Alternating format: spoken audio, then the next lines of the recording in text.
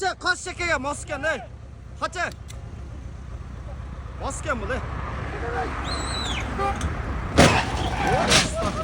Karma. Mas mı bu ne? Mas Karma aldım. Ne olacak ya? niye bu? Mas mı bu ne? Buday sakta. Kulüş de al. Ya Allah. Süzdü mü lan masa gel. Dajıl. Ya bu bilmedi de mı kıraç? Yayın maşinasından süzdü de. Kança adam demek. Bu qayerden beri toktova gel tattayız? Özgönden beri toktova gel tattayız.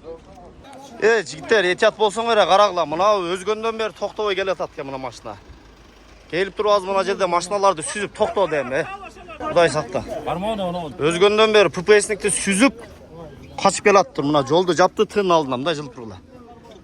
Yo oğlum mına. Mas okşayt bulç. Bak porterde de süzdü. Yayın maşinasında süzdü. Siz tuş durabilirsiniz? Kaçırdın mı Cedin? Kaysaktasın, qaraqlayım. Tığınıcı oğlum polunu cevap kaldı da qaraqlayım. Bu kıstalak özgönden beri kaçıp geldi atken. Milisanı süzüp kaçan eken.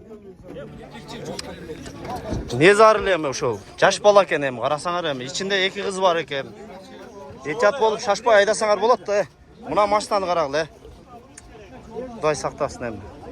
Gayinin özün süzüp atat hem, qarasanar. Gel yolda açarlar gel ha. Ya yolda açıklayın maşinanarda algıla. Eski sürüyor. Çürüş gerek onda he.